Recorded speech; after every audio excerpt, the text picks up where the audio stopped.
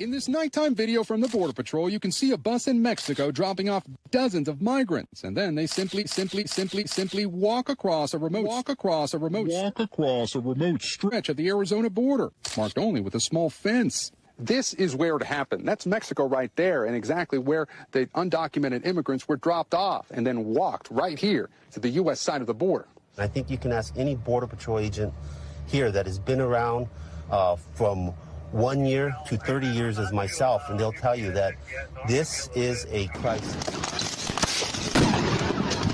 Oficiales de migración empiezan a bombardear el lado mexicano.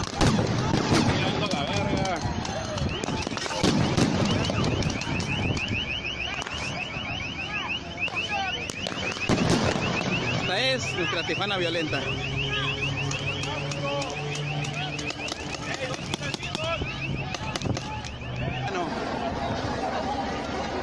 Esto es lo que se está viviendo.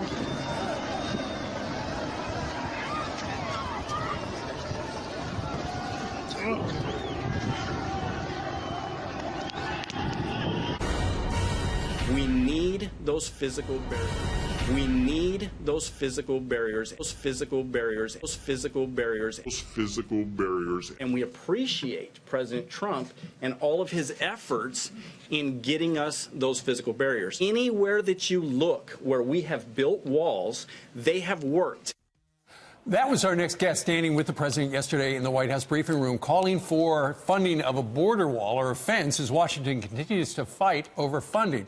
Here with more is Brandon Judd, president of the National Border Patrol Council. Brandon, I bet in a million years you never thought you would be behind the White House podium in the briefing room making a statement like that.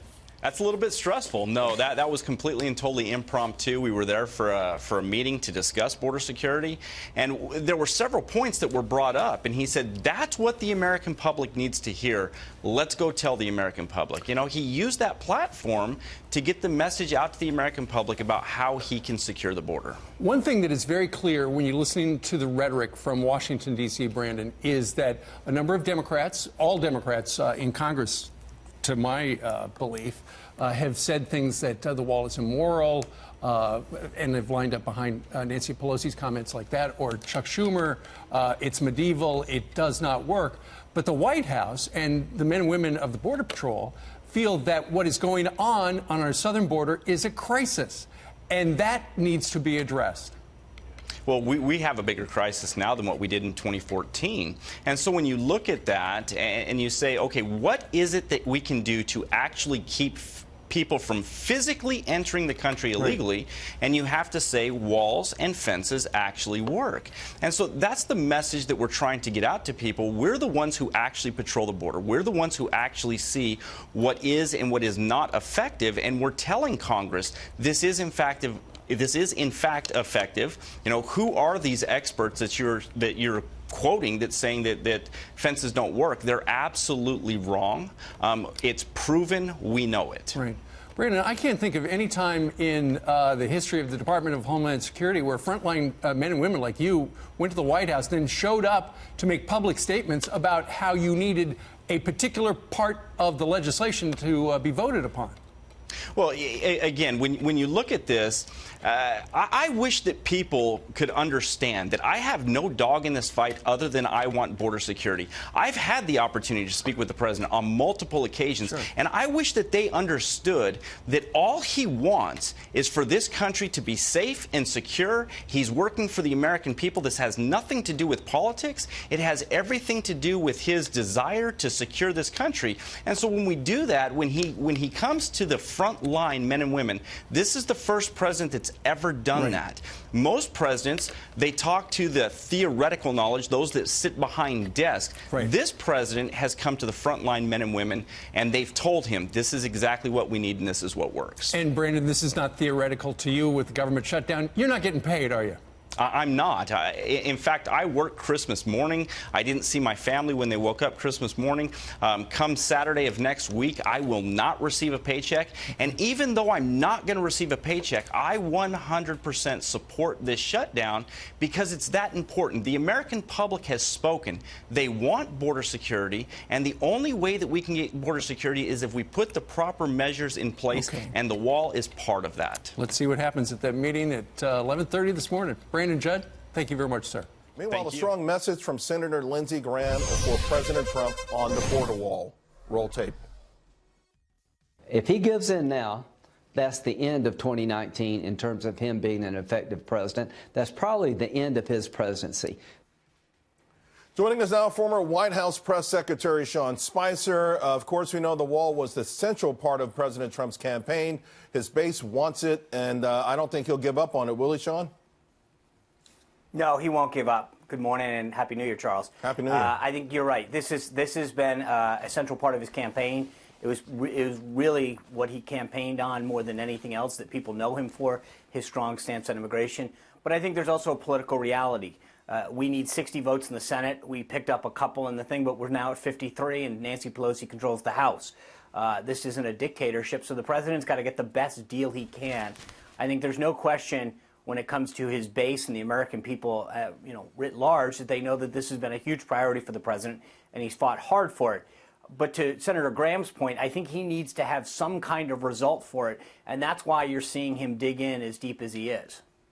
So part of this feels like it's become a game of semantics, that perhaps a compromise, which I would guess will happen at some point, they keep using now the term border security, maybe the slats, maybe fencing, whatever it is. But we are still talking about the ultimate deal has to include a border, a physical barrier on our southern border, right? Absolutely. And I think that the president has been right so far to shift the language away from the talk about a wall. This shouldn't be about a wall per se. What the president's been talking about, what the president's concern is about border security. It's about human trafficking. It's about the flow of illegal drugs over our southern border.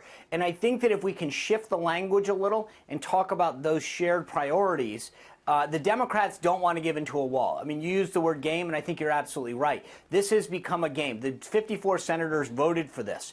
Under Barack Obama. So this is, for them, this is politics. They don't want to give in to Donald Trump.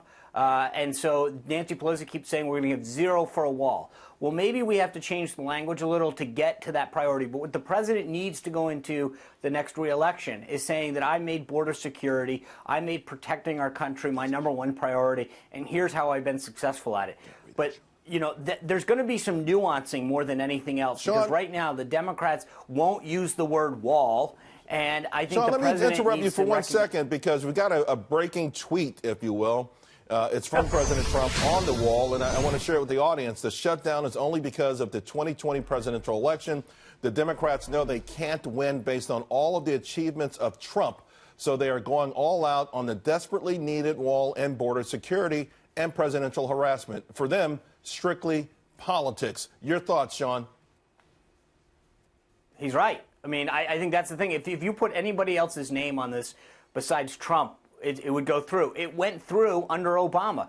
This is a no-brainer, and I think we've lost control of the narrative. 54 senators, including Schumer, including all these other guys who are now opposed to it, voted for it twice in 2028 and 2013. And so the idea that it's anything less than politics is laughable, and we've got to make sure that people understand that. But the president's right. If his name wasn't on this, if this was the first year instead of right after a midterm, we wouldn't even be discussing this. It would fly right through. But the Democrats need to show that they're standing up to Trump. And so I think that the middle of calling it something else and talking about border security is the only way out of this. All right. Well, and hopefully in D.C. they'll get away from this at some point and actually govern and legislate for the American public. Sean, always great seeing you, my friend. You bet, Charles. Thanks a lot.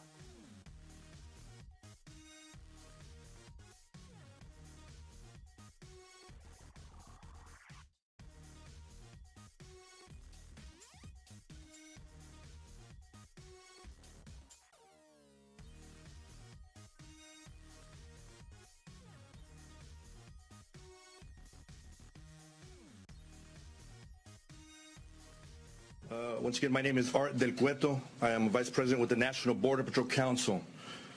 And I want everybody to take the time to understand what's going on. We are all affected by this shutdown. We have skin in the game. However, it comes down to border security. And we are extremely grateful to President Trump, and we fully support what he is doing to take care of our nation's borders, to take care of the future of this United States. It has nothing to do with political parties. You all got to ask yourself this question. If I come to your home, do you want me to knock on the front door, or do you want me to climb through that window? We fully support the president and all his efforts to secure our nation's borders.